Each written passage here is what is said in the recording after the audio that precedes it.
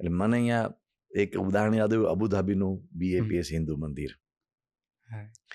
જ્યારે અબુધાબીનું BAPS હિન્દુ મંદિર designing એનું ચાલતું હતું, ત્યારે એનું ફાઉન્ડેશન ને બધી ચર્ચાઓ ચાલતી હતી. થોડોક આમ આડો જઈને પાછો મૂળ વિષય ઉપર આવું છું. પણ એમાં એવું હતું કે એનું ફાઉન્ડેશન કેવી રીતે કરવું એની બહુ જ ચર્ચા ચાલતી હતી. કારણ કે રેતી અને રેતી ઉપર પથ્થરનું આવું મંદિર એ ટકે નહીં. બાજુમાં સમુદ્ર છે થોડેક જ દૂર, અને નાના મોટા સુનામીના મોજા આવે તો રેતી લિક્વિફાય થાય, એટલે સમુદ્રના તરંગોને કારણે રેતી હલે તો આ મંદિર તો કોલેપ્સ થઈ જાય, જમીન નીચે બેસી જાય. એટલે બધા બહુ જ એના ઉપર ચિંતિત હતા. એટલે એનું સોઇલ ટેસ્ટિંગ કરવામાં આવ્યું. પણ એક ચમત્કાર, અને ચમત્કાર એટલે ખરા અર્થમાં ચમત્કાર, કે રેતીને થોડી ખસેડી, 5 જ ફૂટ રેતીને થોડી ખસેડી, આ તો રણ જ, થોડીક ખસેડી 5 જ ફૂટ, 5 ફૂટ એટલે એક માથોડું પણ નહીં, એટલી રેતીને ખસેડી તો સોલિડ રોક. એ સોલિડ રોક એટલે કેવો સોલિડ રોક કે નીચે કેટલાય ફૂટ સુધી, 100, 150, 200 ફૂટ સુધી સોલિડ રોક. અને એ જેટલામાં આપણે મંદિર પ્લાન કર્યું એટલામાં જ એની બહાર રહેતી, જેના ઉપર મંદિર ઉભું રહે એટલામાં જ શું વાત છે એ સોલિડ રોક. એટલે આપણે ફાઉન્ડેશન જ ન કરવું પડ્યું, સીધું જ એના ઉપર મંદિર ઊભું કર્યું. હવે એ જ્યારે મંદિર ઊભું કરવાની આવી ત્યારે એની જે ફર્સ્ટ પ્લિન્થ આવે તો પ્લિન્થને ટેકો આપે છે કોઈ. કોણ ટેકો આપે છે?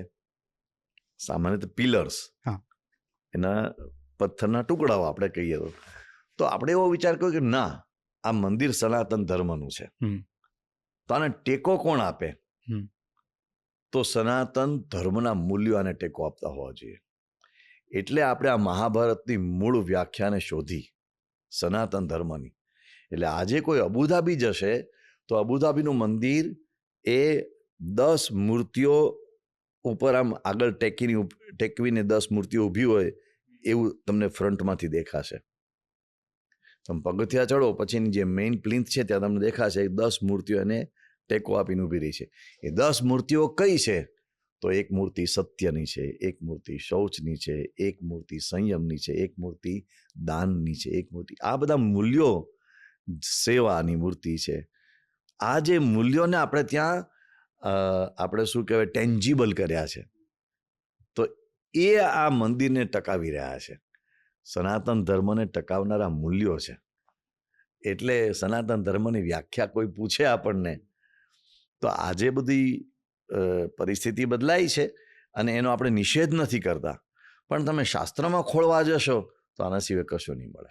ઓકે સ્વામી, હમણાં તમે જે વાત કરી, સોરી એક અલગ ટોપિક ઉપર હું જઉં છું કે સોઇલ ટેસ્ટિંગ ત્યાં ચાલતું હતું. મારે એ પૂછવું છે કે કારણ કે તમે ઘણા બધા મંદિરો વિશે સ્ટડી કર્યું છે એટલે હું તમને પૂછું છું કે અત્યારે સોઇલ ટેસ્ટિંગ માટે ઘણી બધી ટેકનોલોજીસ ને આ બધું છે, તો પહેલાંના સમયમાં સોઇલ ટેસ્ટિંગ કઈ રીતે થતું? તો કારણ કે ઘણા મંદિરો આપણે એવા જોયા છે કે જે હજારો વર્ષોથી ટકી રહ્યા છે અને એના વગર તો આ પોસિબલ નથી.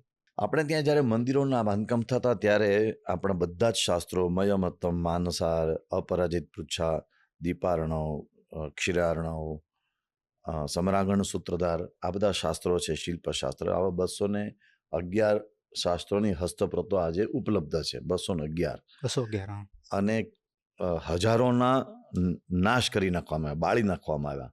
બહારથી આક્રમણકારો આવ્યા એમણે બાળી નાખ્યા, પણ જે બચ્યું એમાંથી અત્યારે આટલું છે.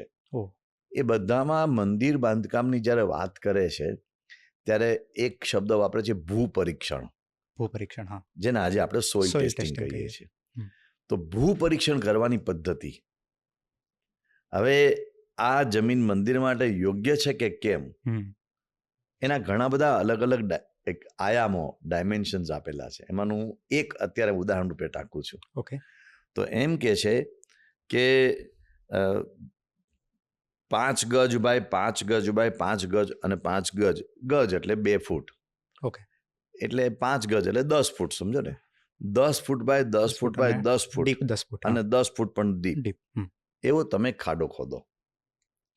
એ ખાડો ખોદવાનો, એ ખાડામાં જેટલી માટી છે બહાર કાઢેલી છે, પછી તમે માટી પાછી અંદર પૂરો, ઓકે, એની એજ માટે એમાં એ ખાડા એની પૂરવા. એ જ માટી પાછી પૂરવાની. ઓકે. હવે જો માટી તમે પૂરો હમ. ત્યારે જો બાર માટી વધે તો માનું કે એ ભૂમિ શ્રેષ્ઠ છે, એનો અર્થ કે સોઇલ સ્ટ્રોંગ છે. હમ. જો માટી પાછી તમે પૂરો ને એટલી થઈ જાય તો એ મધ્યમ કદની છે, અને જો ઘટે તો સમજવાનું કે અહીંયા મંદિર ન કરાય, કરાય જ આ નહીં. પોચી જમીન છે.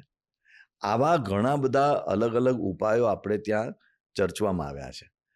તો આજે વિચાર કરો, તમે બૃહદેશ્વરનું મંદિર છે, તાંજોરનું બૃહદેશ્વરનું મંદિર, it is one of the tallest temples of the world. એટલે હિન્દુ મંદિરોની વાત કરીએ તો આટલું ઊંચું મંદિર છે.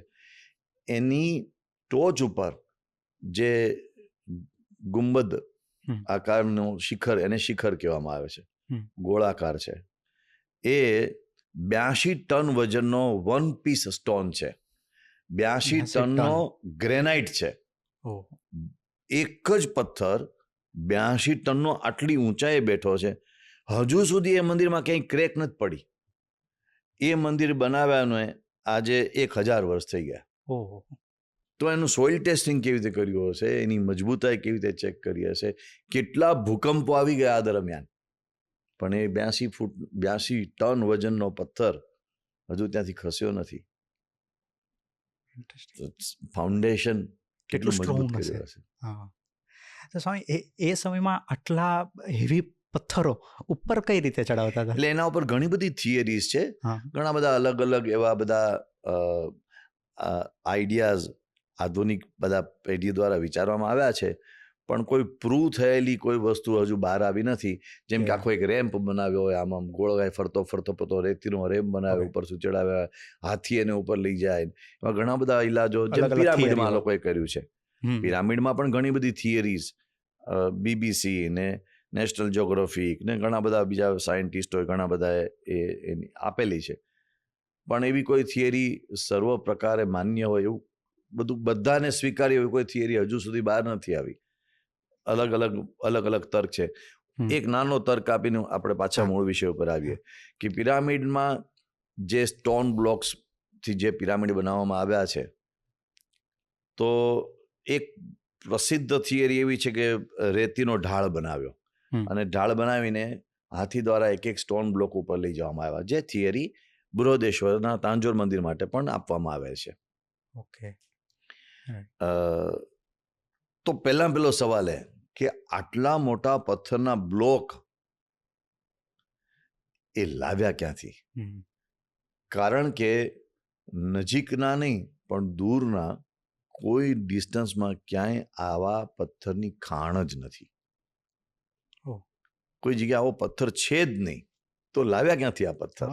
એટલે જેટલી થિયરીઓ આ લોકોએ આપી કે નાઇલ નદી દ્વારા લઈ આવ્યા પથ્થર ને આમ કર્યું, બધી થિયરી સામે તર્ક, કુતર્ક, વિતર્ક, પ્રતિતર્ક અને બધા ખોટા પડ્યા છે. રાઈટ.